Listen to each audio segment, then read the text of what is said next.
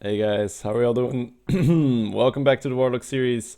Realize we've been absent for a little bit. Still have some stuff that we are cleaning up with the new apartment, etc. So, but once I'm settled in, don't worry about it. We're gonna get one video a day every day as we've been doing it for the past couple months. So no worries there. Let me just get my glasses on. There we go. Okay, so I want to try something new for this one because I'll finish off the series right now to make sure that we're back in on schedule. I want to use the fast forward, so that way we're gonna spend a little less time waiting. Right? Sometimes I just have to see what our opponent does. Sometimes we just have to see what we do after I've already explained the move. So we're going to be working in fast forward. I'm still going to be able to pause. I'm still going to be able to commentate on everything. It's just so that you guys get more information with less time invested, which is what we all want, right? We want the maximum amount of gain with the minimal amount of investment. As you should, right? If it's possible, you should. There's no need to deliberately want to shortcut things, but it's also really not necessary to work more than you have to. Okay, there we go, guys. So easy mulligan here. We want to throw everything back. We are a deck that really needs early board control. Pretty much every deck needs early board control, but this deck even more because we have so many 1-drops. So if you're going to draft so many 1-drops and you're not going to hit a 1-drop, obviously your card quality later on is going to be a lot lower. So whenever you have a lot of 1-drops, make sure you hard mulligan for them. If you have a 2-drop, you don't have to throw away a 2-drop, but I probably wouldn't keep just the 3-drop here. If we would just have a 3-drop, I would mulligan that as well to look for a 1-drop. So there we go. Zombie Chow at the start. Pretty easy call, guys. Turn 2, we're going to have to tap and go face. There's just no other option. Zombie Chow helping out a lot though. It's essentially like we coin out the River Croc and then we can tap as well. So it's fine. If we didn't have the Chow, we'd be in a lot of trouble. Alright, opponent plays the Spider Tank. We only have one move available, the Ogre Brute, and then we go face with the Zombie Chow. This game's gonna be fun though. There are a couple interesting moments where there's a lot of things that we can talk about, especially in priest-specific matchups. So looking forward to that. Haunted Creeper, pretty annoying for us. Okay. So I'm going to pause for a second here.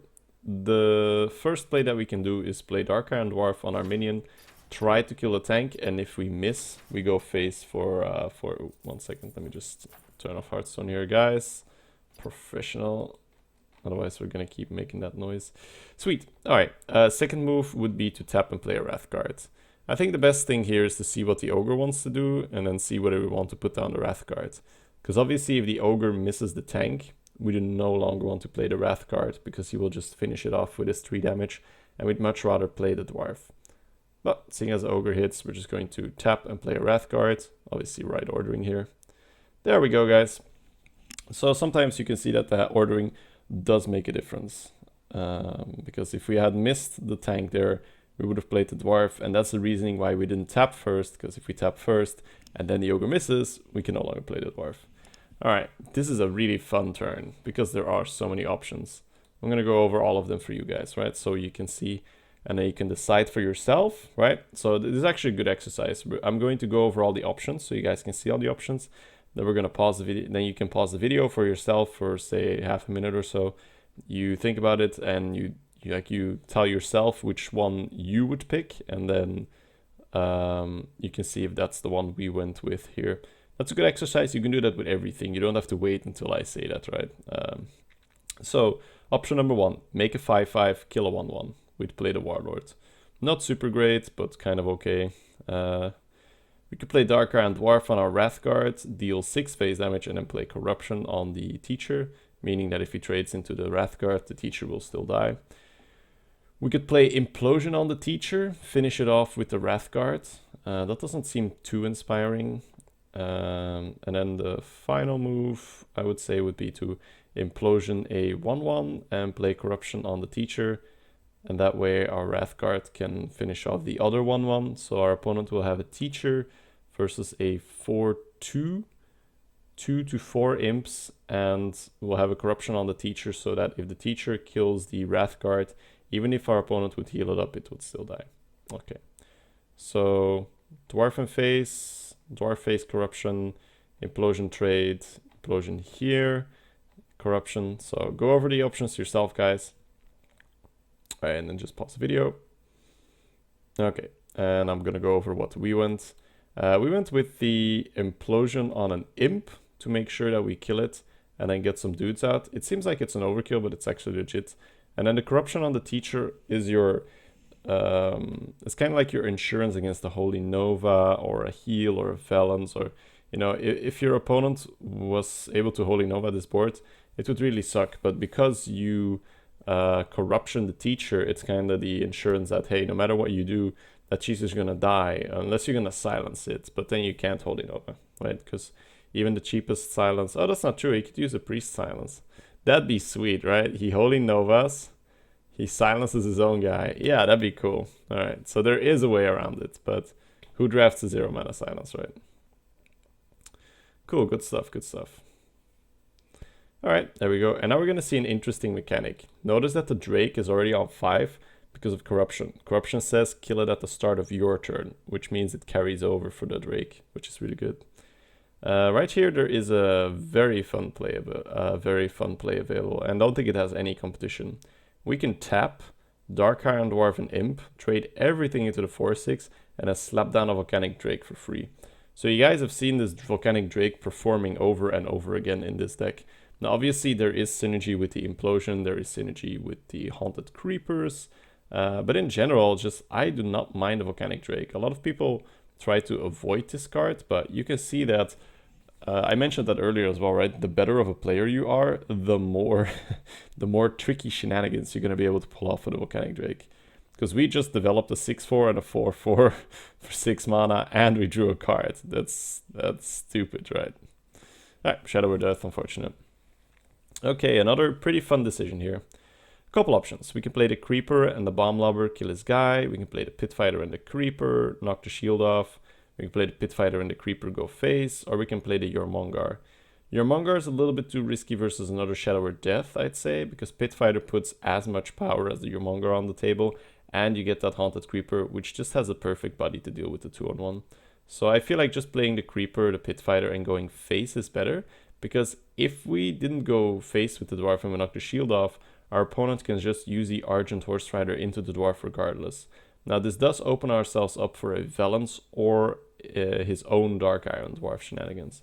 But we deemed that the risk was not that bad, because if he does play Dwarf, then our Pit Fighter can just kill it back. If it's abusive, then we can still kill the abusive fairly easily. If it was a Valence, we could still kill a Valence with Pit Fighter, so like the risks weren't that bad, so I was okay greeting there. Okay, this turn seems like a fairly good lobber. We can just kill the girl with the 5/6, kill the 2/1 with the spider, and then bombs away and develop a Blood Imp. There was another option to just get a Warlord out, or just the Jormungar, but it makes more sense to clear the Priest's board if you can. Like, a Priest needs minions on the table to Valence or to play Temple of Forceron. That's actually a really good role. The Injured Cavalier is the best minion you can get out of Hungry Dragon, which is why the Hungry Dragon went down a little bit in my esteem. It was already fairly average. Now I just try to avoid this as much as I can, because this is, I'm not gonna say it's an auto loss, but it's stupid, right? Okay, so notice our opponent is on 8 mana. That's something you really need to keep track of every time, because when a priest gets to 10 mana, you can just mind control. So you want to get your big minion out before your opponent's going to go into his turn 10. So here, I would like to get the Warlord out to just get a 10 and 10. Then, the way how we kill this dragon is a little bit interesting. I would use a 1/1 into the shield, then a 2/1 into the 3/1, meaning it survives on 2-on-1, and then we Horse Rider, use a 3/3 and the remaining 1/1 in the dragon and go face for 5. And that way we save our Pit Fighter, which is pretty good. So here you can see how that Injured Cavalier is already retaliating, you know, lots of good stuff. There we go, 5 face. So we do have that 10 and 10 Warlord, so we, like, normally you want to damage the Warlord a little bit in case he has a mind control, but we have a Siphon Soul in hand, so even if he mind controls it, it's not that bad. Holy Smite, sure. So here we have an option to use the 10-10 into the 2-6 and then go face. We can Siphon Soul and go face, or we can capture your Mongar, double trade the little guys. So tapping happens just because you can't combo the 7 or the 6 with anything. I really like using the 2 little guys and then putting down your Mongar and going face for 10 simply because you have 2 Siphon Souls. So even if he steals the 10-10, it's okay. And the 2 health loss on the Pit Fighter doesn't justify missing 3 face damage for me here. Now you could have used the 10-10 and it wouldn't have been wrong. Not gonna say that would have been wrong. There we go. It's Siphon Soul, Shredder, go face for another 10. So that's really the thing that you want to do, right? You never want to play into a mind control if you can't deal with it. But because, and I mean, it's not just because we're watching the review here, right? During the game itself, we were talking about it, right? We were saying, okay, so mind control is the thing he needs. We're going to choose to make this 10-10 anyway. We're going to choose to not damage him simply because we have that Siphon Soul. And if he mind controls for 10, then we can just Siphon Soul for 6 and still develop a minion. We'll deal 10 face damage and all is right, you know. The downside really wasn't big.